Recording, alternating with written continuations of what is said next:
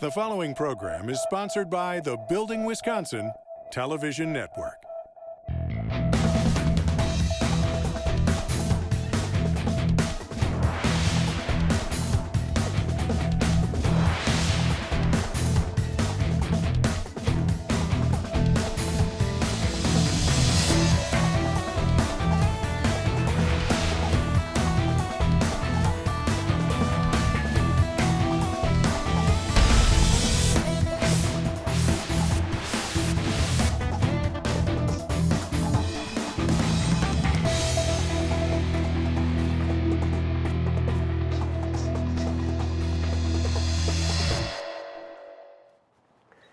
Welcome to Building Wisconsin. I'm Stuart Keith, and on today's show, we're learning what it takes to become a professional plumber as we walk through Wisconsin's 5-year plumbing apprenticeship. So let's get started out at the training center at Plumbers Local 75.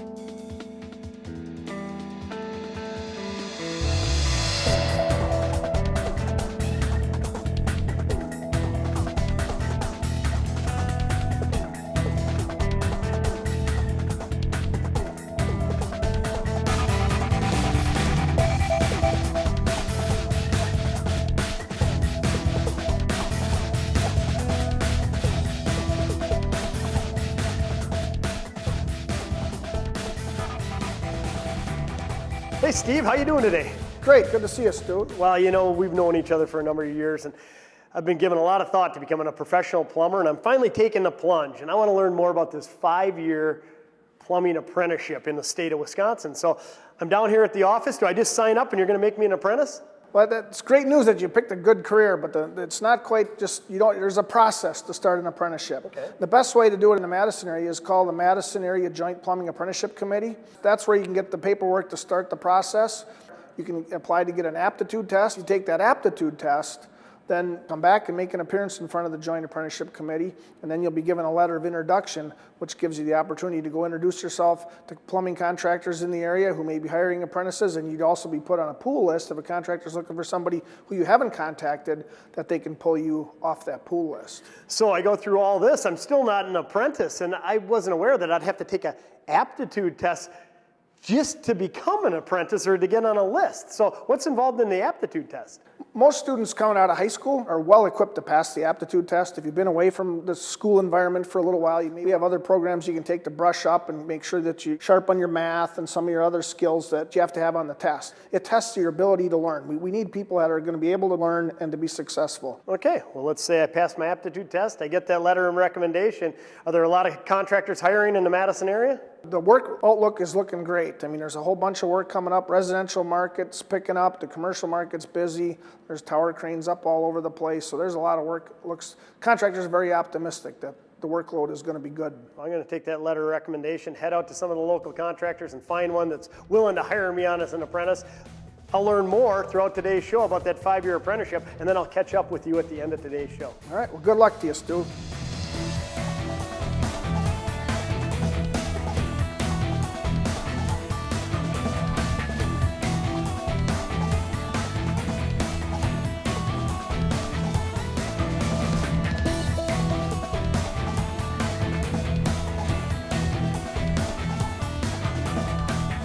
Wow, there's a lot of activity going out here. This is a huge facility. Yeah, right now we're at the UW Healthcare facility on the east side of Madison, Wisconsin. Well, it appears to be a lot of different trades here, but I'm learning how to become a plumber.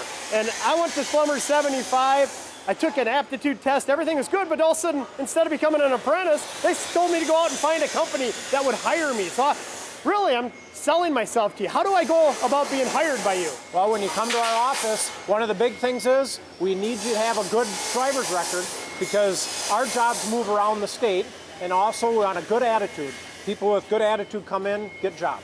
Okay, so right now, good economic climate out there. Are you guys hiring? We're hiring every day. Can't get enough plumbers. So even though I don't have any plumbing experience, but I want to become a plumber, you guys will still consider hiring me? You bet. Big thing is you want to show up to work on time because we got to get this building done on time. You got to be here to work. Okay, so you want to show a good work ethic. Yep. You want to show responsibility.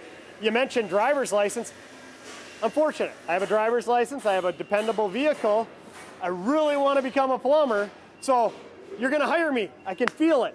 am I an apprentice automatically? Nope, you're going to be a pre-apprentice for 6 to 9 months. Then if everything works out and we like you, we'll issue an apprenticeship. And that goes on for 5 years, and then you can write your test for a journeyman. So this pre-apprenticeship, that's the first time I've heard of that term.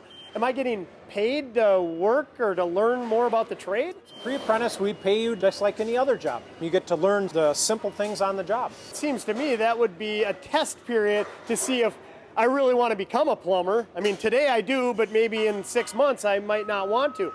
I hope I am, but it also gives you an opportunity to see if I'm cut out for the type of worker you want. Right. You get a lot of people coming and going, and we need that new help coming up every day. So on a job like this, you'll have pre-apprentices, you'll have apprentices, all the way up to journey workers? Yep, and then some of us are master plumbers. How long have you been a plumber? 17 years. You happy with your career choice? Very happy. So it's safe to say that I'm on the right track. I just have to be a good salesman to go sell my work ethic and my desire to become a plumbing apprentice. You betcha.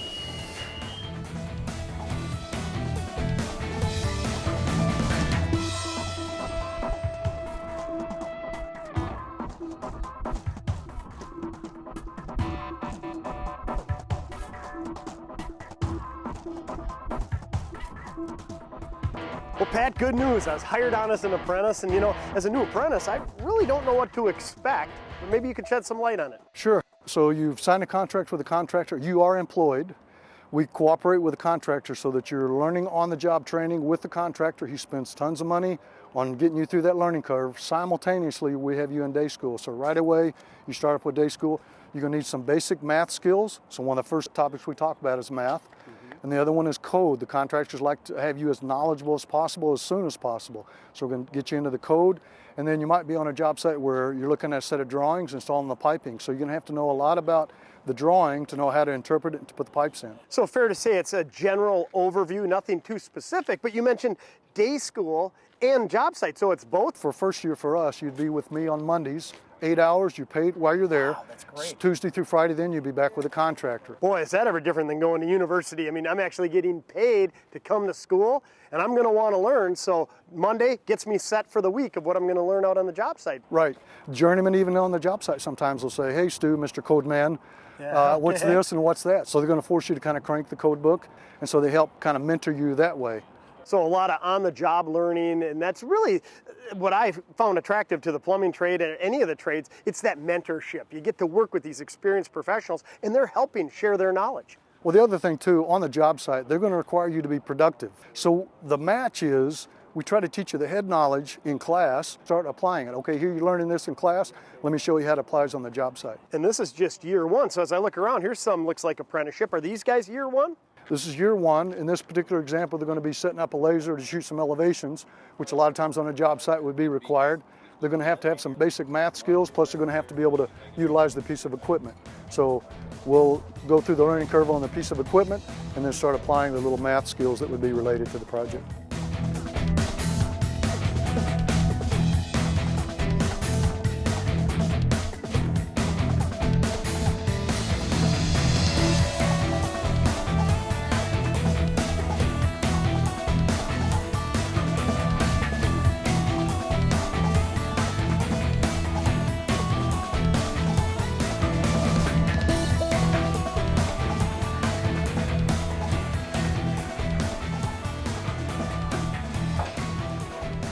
So Pat, I made it through year one. I'm excited. I'm still looking forward to a career in the building trades. A couple things I learned in year one is it's going to take hard work, good attitude. Even though it's a general overview, there's a lot of outside classwork that I should be learning and studying. It might require anywhere from 2 to 4, 5, 6 hours of your own personal time, because we're going to try to build on that, what you did first year into second year. So you need to develop some good study habits right away, otherwise it's going to come back to be a difficulty to you later on. Okay, here in year two, what am I going to be learning? Year two, primarily we're on water sizing, which will be primarily out of the code book. Then we get into natural gas piping, so we're going to get into the NFPA 54 fuel gas code that's going to tell us how to size gas pipes. I'm going to have to learn all this stuff in all these books, the different codes. I mean, we'll have to learn a considerable amount of it in order to do your job, right? So there's certain skills. Now at this level, the journeyman's going to be already have an approved drawing. You're simply putting in pipe. But there's a transition period where you're going to move from apprentice into journeyman, where you're going to have to pick up on all those code requirements. And is this just the plumbing code? This will be just the plumbing code, gas code. This is the math book that we use during first semester. Do the codes ever overlap with different trades? There are overlap, yeah. So in some cases, I'm going to have to know some electrical requirements for any component that I have as a plumbing that would need electrical. So there's going to be some things even from electrical background that you'll be aware of. Okay, I remember in year one, it was 1 day a week, and I was getting paid to be here to learn, which is great. What about year two? Year two is going to be the same way. You're here generally on Mondays for year one. Year two is going to be on a Tuesday. You're here for 8 hours. The other days, if you're working at the job, you're getting the rest of your work that way. We go throughout the 5 years with some day school training along with the on-the-job training at the job site. What a great way to build a competent professional and to follow that career path. I mean, because I could imagine being out at a big hospital working on it, questions are bound to arise. I can come back and talk to you about a specific situation. There's going to be a great opportunity there for talking to the journeyman, foreman, or superintendent on the job site. Some of the more specific code requirements we can pick up in class. Some of the guys will take shots of work they're working on the job site. We'll pull them up on the overhead and discuss them that way. Half the guys in class might only be doing residential work. Maybe they've never set a commercial fixture. So then just the work between the guys, they can share that way. Starting to get a little more specialized in year two, that's for sure. Now what about building blueprints and CAD design? You know, the building industry continues to evolve every year. It just grows exponentially. How do I learn about stuff like that? There is going to be a transition. It's almost already that way that you're very seldom going to see a hard copy of blueprints. So typically you're pulling off of a laptop computer or an iPad with it electronically drawn. So what we try to do year one is to get them familiar with the skills necessary to do a hand drawing.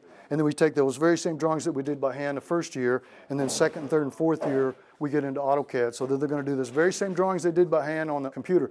The problem of it is, if they don't know how to do them by hand, generally it's difficult because now you got to learn the computer skills that you apply to that. But pretty much it's a comparison between the two.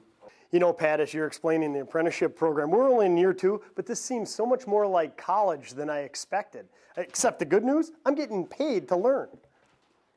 There is going to be a lot of bookwork that's required because on a job site you're going to be required for certain codes, the plumbing code, the building code, the electrical code, the gas code, OSHA requirements for job safety.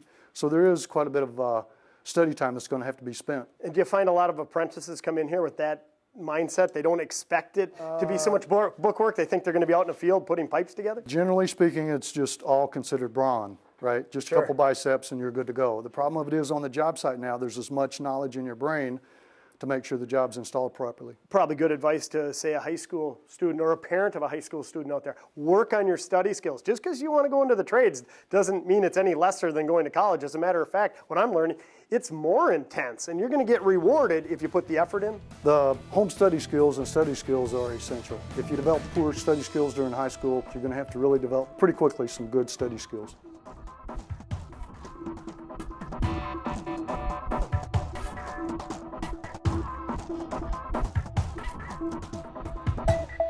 I've tried college, and just working all summer to pay for one semester of class wasn't really working out for me. And then here you get paid the day you're in school, your normal wage, so you're getting paid to learn instead of paying to learn. And when you start out as an apprentice, that wage itself is pretty generous compared to some other jobs starting pay. And every year you get deeper into it, you get a higher percentage of the journeyman scale, so you're never really hurting for cash. And the other thing is all of this is, you know, directly relatable to what you're doing on the job site. It's not like I'm taking History 101 to be a plumber, whereas if you're a math major, you're still taking all general credits. It's directly applicable to what you're doing every day. All my friends are in debt from college, and I'm not. I'm in no debt besides the fun things that I have in my life, vehicles and such. And I can go out and budget and stuff and still be able to go out and have fun and not worry about having a loan over my head from college. And I love what I do every day. I wouldn't come early or work as hard as I do if I didn't love it. I love building in general. I think it's so cool how all trades can come together and make something that people can go and work in every day and make an income off of what we built for them. And that it stands for 10, 15, 20, 50 years. It's pretty cool.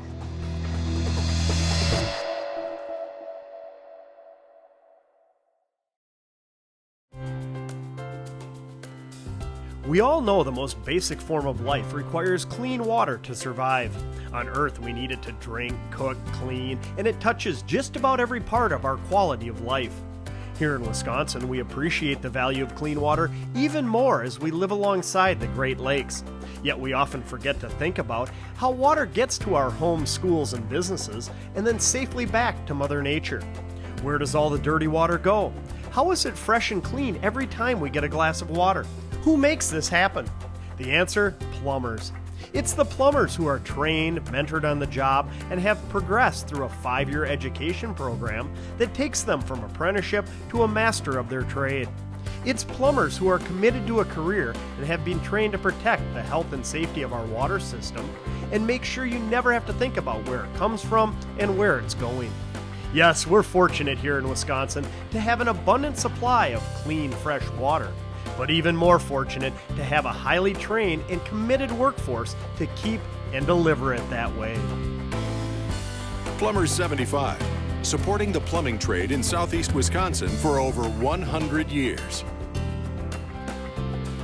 For more information on Building Wisconsin, follow us on Facebook and Twitter, and be sure to watch additional episodes on YouTube or at our website, buildingwisconsintv.com.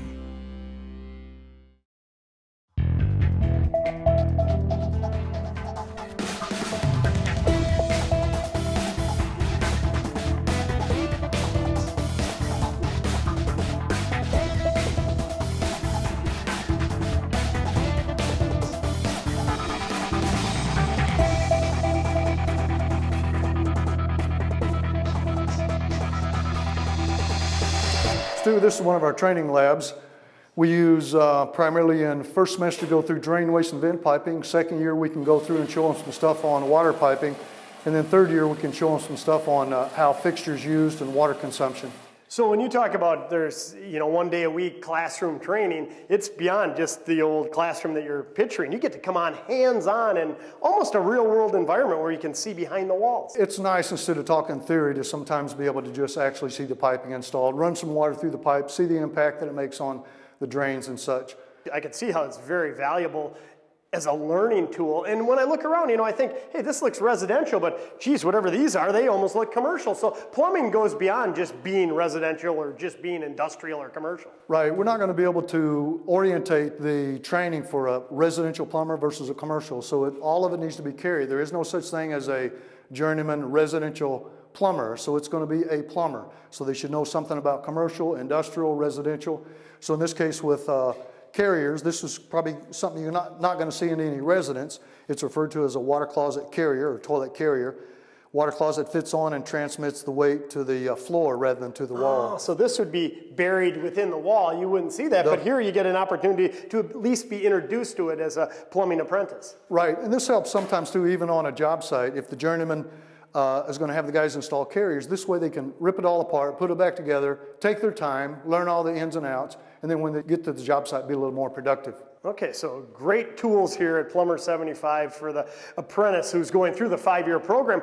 The great thing that I've learned is that I'm getting paid to come to school, but it's a 5-year commitment on my part. Am I getting pay raises as I go? Your skill level from first to second to third to fourth to fifth is growing, and your wage grows along with it. So there's a substantial raise from first to second, second to third, and so on. Now this is our welding lab. Probably not going to see this done in a residential environment, so this would be more appropriate for a commercial and industrial application. Sure, so as we were talking back in the drain line area, that there isn't such thing as a residential plumber or a licensed commercial plumber. A plumber's a plumber, and you're going to run the gamut through your apprenticeship. You're going to get touched on a lot of different aspects. Right. The contractors pretty much have identified a skill set that's required, so that's coupled with day school and the night school so that they give a well-rounded, skilled craftsman.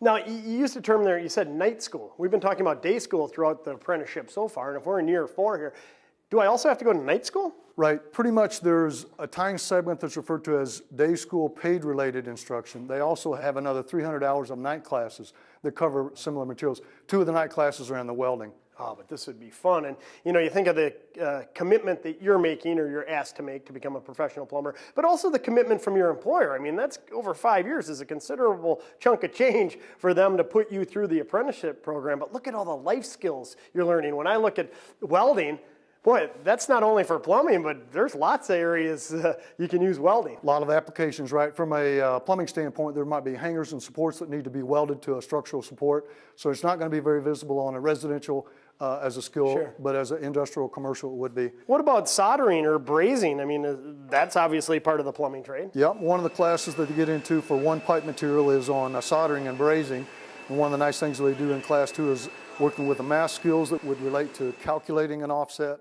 And then they go through the skills involved with soldering and brazing. And of course, you're talking about an offset. Sure, right here coming up, you might, there's lots of different angles that are in a building plan, that's for sure. Right, if piping would have been intended to go on straight, but some obstructions in the way need to offset, you'd have to calculate what that offset distance would be. Well, one thing I'm really getting out of this is math seems to be one of the most important skills coming into the plumbing. It's going to be difficult to not have a substantial, well-rounded background in math. Pipe offsets and piping pretty much is just good old math. So is welding and soldering just year 4, or do you learn it throughout? Welding is going to be just 2 classes that they take, and then soldering is in a separate class as well. So first year is primarily the drain, waste, and vents. Second year is water. Third year is septic systems and fixtures. Fourth year, we actually get into backflow prevention and other more involved areas of the code.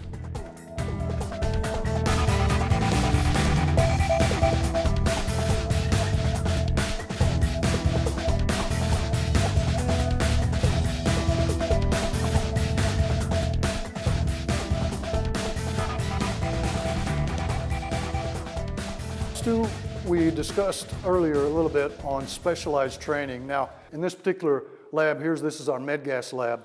One of the skills necessary, for instance, on copper adjoining method is going to be soldering or brazing. Now, in this particular instance, this is for MedGas. Okay, a couple things. What is brazing versus soldering? Soldering is just going to be at a lower temperature. You're looking at about 400 to 500 to 600 degrees. When you get into brazing, you're up about 1100 degrees. So the technique's slightly different. You might be doing brazing for general plumbing. In this case, MedGas, one of the required joint connections is brazed. So when you say MedGas, I assume you're talking in a hospital setting, for instance, and we can thank a plumber for doing it properly? And probably 50% of the installations across the state, that would be a licensed plumber that installed that piping, yes. Correct. And so would this be a 5th-year apprentice learning this, or is it just for journeymen? This would be a specialized training. The apprentice in his maybe 4th and 5th years permitted to take the class, primarily for journeymen. This would be an additional training. And so we always encourage the apprentices to get any other certification or training that they can. Just makes them more qualified and more competitive. And even after my 5-year apprenticeship, are there continuing education opportunities? Opportunities, yes. Mandated somewhat to hold your license. There are mandated classes. The local here sponsors maybe 20 to 25 different continuing education classes. The MedGas would be one, service and repair, commercial water heaters, water treatment devices. So there's all kinds of other opportunities to kind of specialize in some specific training. And as you just said, why wouldn't you want to take that? It makes you more marketable. It's going to earn you more money. And just for me, the life skills you learn, I mean, this is fascinating. It's not just going in and crawling underneath a sink and fixing a plugged drain, that's for sure. I mean, the plumbing industry is very diverse. And along the lines of all this apprenticeship we've been talking about, do I have to take a final exam, so to speak? Even to complete your 1st year, 2nd year, 3rd year, 4th year, 5th year, you're completing with a test before you're able to advance on. So at the end of every session, every year, I'm taking a final exam for that year. Right. In order to qualify you, we assess you to see if you learn the skills necessary. In addition to that, just because you finish your 5-year apprentice, we'll sign off on that you met all your day school hours, your night school hours. You're still going to be responsible to take the state test to get your plumbing license. 6-hour test in some situations. 6 hours? That sounds like a pretty intense test. It's pretty involved. Not everybody passes on the first go around. So what happens if I don't pass the first go You around? would continue to take the test, but you're no longer employable. You're not an apprentice and you're not a journeyman. So without successfully passing that test, you're not allowed to continue in the plumbing trade. But after 5 years coming to this facility, you know you're going to be well trained. So if you're dedicated, you're a hard worker, and you're a good studier, chances are you'll pass it, and you can look forward to a great career in the plumbing. Right. Our experience has been is if you apply yourself, that you will successfully pass the test. Pat, I really appreciate you coming on and walking us through a Wisconsin 5-year plumbing apprenticeship. Well, I appreciate it.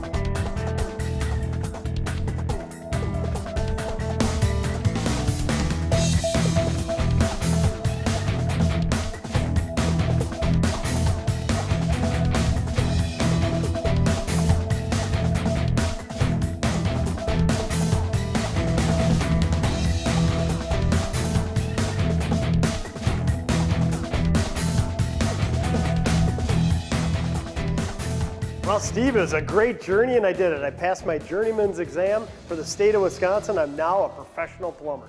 Well, congratulations, Stuart. Good work. And the future looks bright. Yep, the future looks very bright. There's a lot of work coming up, and your opportunities from here as a journeyman are tremendous.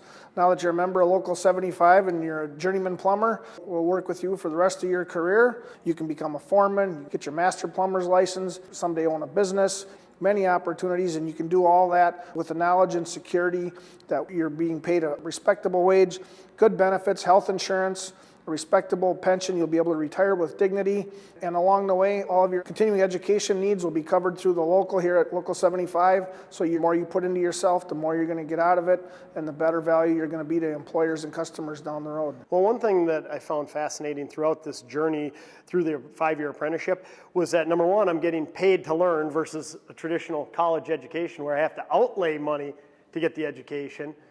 This, I'm getting paid for the classroom, paid for on the job.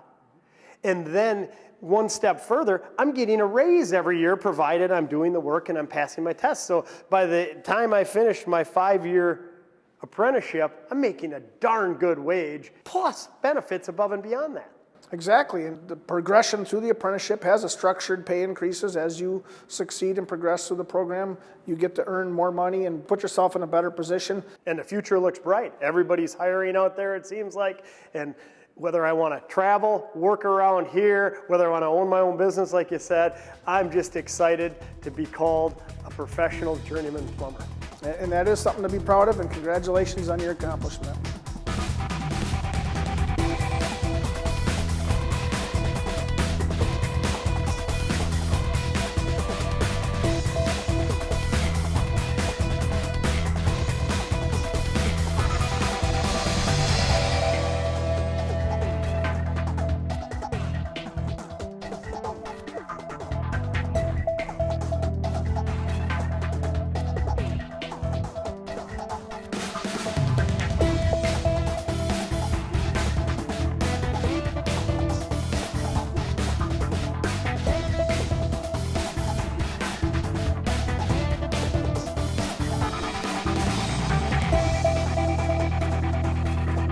The preceding program was sponsored by the Building Wisconsin Television Network.